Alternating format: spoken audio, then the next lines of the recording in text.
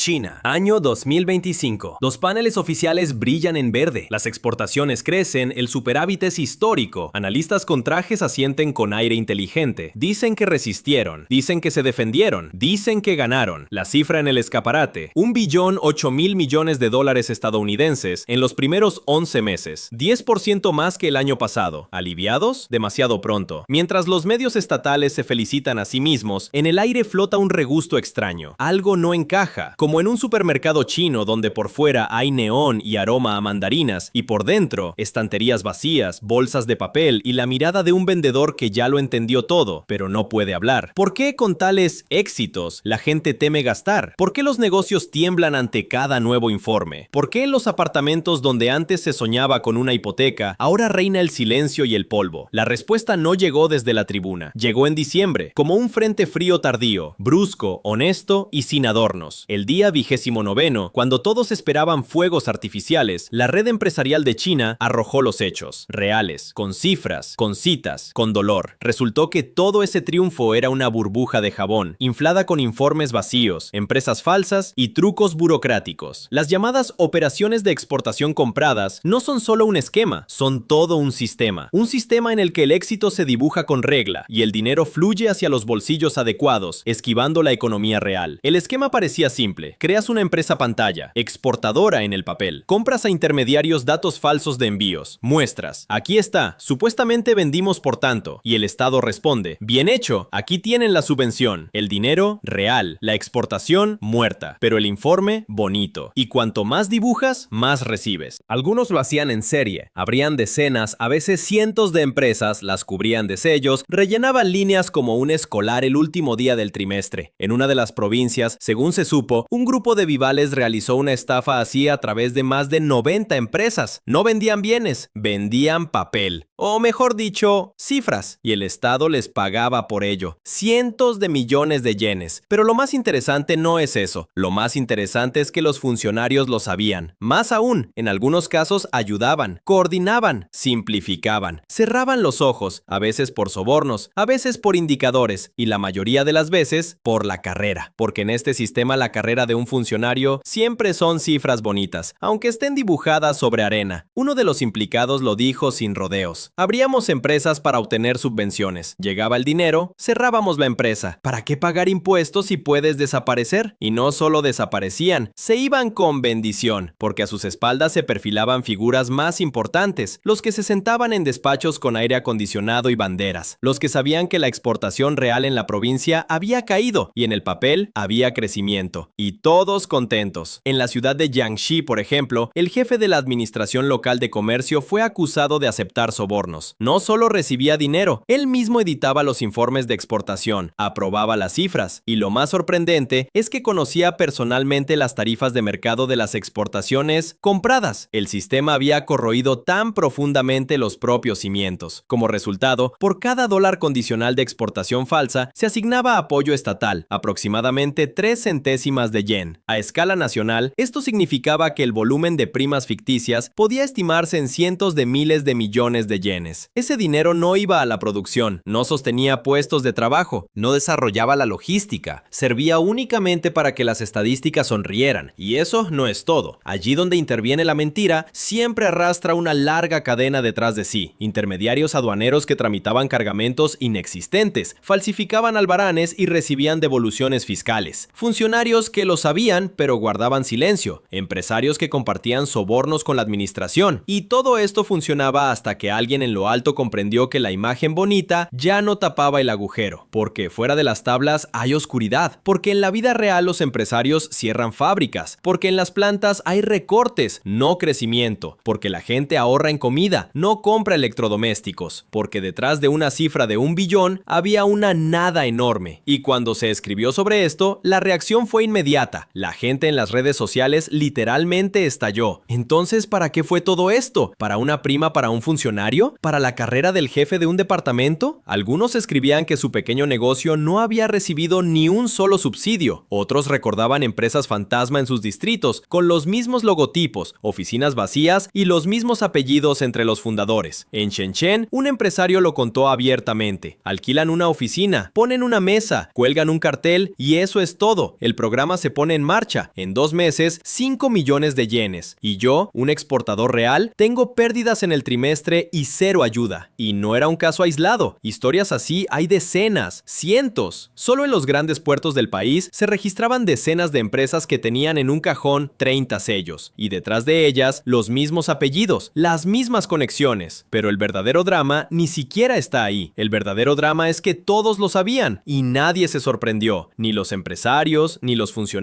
ni siquiera los inspectores fiscales. Porque esta mentira no es un fallo, es un sistema. Y en cuanto el sistema falla, se le arroja todavía más mentira para sostener la fachada. Y entonces la mentira deja de ser una excepción y se convierte en una condición de supervivencia. Ahora intenta imaginar cómo se ve esto desde dentro. Eres un funcionario de nivel medio en una administración comercial provincial. Tienes un plan, siempre hay un plan. Crecimiento de las exportaciones, atracción de inversiones, mejora de los indicadores. Y si tu provincia no lo cumple, alguien más ocupará tu silla. Alguien que sabe dibujar. Alguien que se pondrá de acuerdo con los empresarios adecuados. Alguien que no hará preguntas innecesarias. ¿Y tú qué? Tú no estás en contra del país, solo ajustaste un poco el informe, para no parecer peor que la provincia vecina, para no quedarte atrás, para no arruinar los planes. Y luego todo crece como una bola de nieve. Falsificas una vez y después el sistema exige repeticiones. Porque ahora, sobre la base de tus datos, se construye el presupuesto, se celebran reuniones, se sacan conclusiones. Y si de repente dices la verdad, saldrá a la luz toda una capa de falsificaciones y todos esos logros se derrumbarán como decorados después de una función. Por eso callas, como todos. El gobierno chino, según afirman fuentes internas, es perfectamente consciente de lo que ocurre. Pero, como en un viejo chiste, si quitas la mentira de la ecuación, el balance no cuadra. Porque detrás de las exportaciones falsas hay ingresos falsos. Detrás de los ingresos falsos, presupuestos falsos. Y detrás de ellos, gastos reales y expectativas reales. Todo esto empezó a fallar ya para el otoño. Las inversiones en capital fijo mostraron una dinámica negativa. El mercado inmobiliario se ahogó.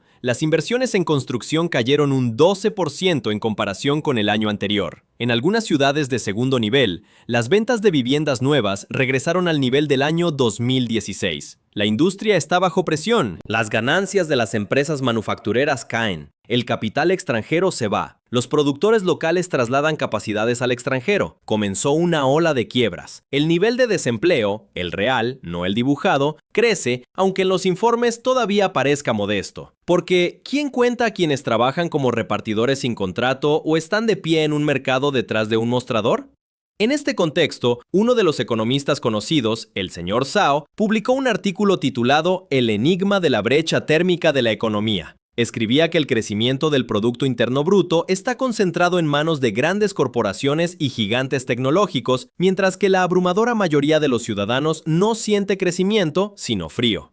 Según sus cálculos, 20 billones de yenes de aumento del Producto Interno Bruto no compensan los 200 billones de riqueza perdida, las pérdidas por la caída de los precios de la vivienda durante los últimos 3 años. La gente se empobrece, las deudas crecen y junto con ello cae la disposición a gastar. Los ánimos se vuelven inquietos. Este artículo provocó una ola de debates y fue eliminado rápidamente. Al igual que otros materiales en los que la economía se muestra no como un desfile, sino como es en realidad, con grietas, con pérdidas, con cansancio. Y en este contexto aflora la ironía más amarga. En el papel, un superávit récord. En la realidad, tiendas con vitrinas vacías y fábricas con un eco sordo. Las cifras oficiales no explican por qué las empresas exportadoras cierran en masa, ni por qué en los tablones de anuncios aparecen cada vez más ofertas de venta de equipos. Tampoco explican por qué la logística entre regiones está paralizada, aunque el volumen de comercio crece. Según datos del Ministerio de Finanzas, para finales de año la deuda total de las autoridades locales alcanzó los 80 billones de yenes. Y estas son solo las cifras oficiales. Si se añaden las deudas ocultas, incluidos los bonos municipales y los préstamos para infraestructura, la suma resulta aún más aterradora. Más de un tercio de las regiones no puede cerrar su presupuesto sin transferencias del centro. Y estas, a su vez, dependen del impuesto que pagan las empresas dedicadas a... exactamente, el comercio exterior. Por eso el sistema de exportaciones compradas se convirtió no solo en una rendija, sino en un salvavidas. Porque si las cifras empiezan a bajar, estallará el pánico. Los presupuestos se derrumbarán, habrá que recortar pensiones, aplazar la construcción de carreteras, cerrar escuelas. Y eso es un riesgo, el riesgo de inestabilidad social, en cuyo contexto cualquier verdad económica se convierte en una amenaza política. Por eso surgió lo que el economista Wong Ho llama fuga planificada. Cuando los medios estatales publican de repente una denuncia, no es un acto de valentía, es una señal de que el centro busca chivos expiatorios. El sistema es consciente de que la ilusión está demasiado inflada y está a punto de estallar. Significa que es hora de nombrar culpables, quitar a un gobernador, encarcelar a un par de directores, explicar al público que la culpa es de la corrupción de base y no del propio modelo. Pero la verdad es que este modelo es la corrupción misma, no en el sentido jurídico, sino en el sistémico, cuando la distorsión se convierte en una forma de supervivencia, cuando los indicadores importan más que el sentido, cuando el subsidio es el objetivo y no el medio. El experto Luo Man fue aún más lejos. Según él, las empresas chinas mantuvieron el nivel de exportaciones sacrificando la rentabilidad. En la práctica, comerciaron con pérdidas para mantenerse a flote. En el tercer trimestre, los aranceles de los Estados Unidos de América sobre los productos chinos se mantuvieron en el nivel del 55%, y las empresas intentaron eludirlos a través de países intermediarios. Pero para el cuarto trimestre, las rendijas comenzaron a cerrarse. La Unión Europea también reforzó las barreras y comenzó investigaciones antimonopolio. En octubre, las ganancias de la industria se desplomaron casi un 10%. En noviembre, ya un 15%. Las previsiones para diciembre son aún peores. Los sectores de consumo masivo fueron los más afectados: procesamiento de la madera, textil y calzado. Muchos productores simplemente liquidaron sus existencias en los almacenes y cerraron. Y solo 3 sectores mostraron crecimiento: equipos eléctricos, instrumentos de medición y electrónica. Pero incluso aquí hay un truco. Estos productos fueron comprados en masa por empresas que trasladaban su producción al extranjero. Es decir, el crecimiento fue puntual y estuvo relacionado con la emigración de capacidades productivas. Compraron las máquinas, las enviaron al sudeste asiático y se marcharon. El resultado fue una imagen bonita. Por un lado, exportaciones récord. Por otro, emigración masiva de negocios. Esto no es desarrollo, es una despedida, como un fuego artificial final antes del cierre de la feria. ¿Quieres una conclusión? La verdadera no está en las tablas, está en los ojos de los trabajadores a quienes les dijeron: a partir de mañana no vengan. En las manos de los empresarios que cuentan los últimos yenes. En las noticias sobre cómo en una provincia se repartieron otros 100,000 millones. Y en el silencio de quienes sabían todo esto y lo permitieron. Esta no es una historia sobre la economía, es una historia sobre un sistema que ya no puede vivir según la verdad, solo según un guión, solo según cifras que resulta cómodo observar desde arriba. Pero si un sistema se sostiene sobre la mentira, siempre tiene un enemigo: la verdad. ¿Quieres saber cuándo todo colapsará? Cuando se deje de creer en la imagen. Y eso ya ha comenzado. Mientras los funcionarios dibujan nuevos gráficos y los economistas discuten sobre puntos de crecimiento, el país se desliza lentamente hacia una fase en la que la verdad se convierte en un lujo. Ya no se oculta, se ignora con pudor. Porque reconocer la realidad significa admitir que el superávit de 1 billón es un fantasma, que las reformas exitosas son un escaparate, que detrás de las exportaciones hay vacío y detrás de las cifras, cenizas.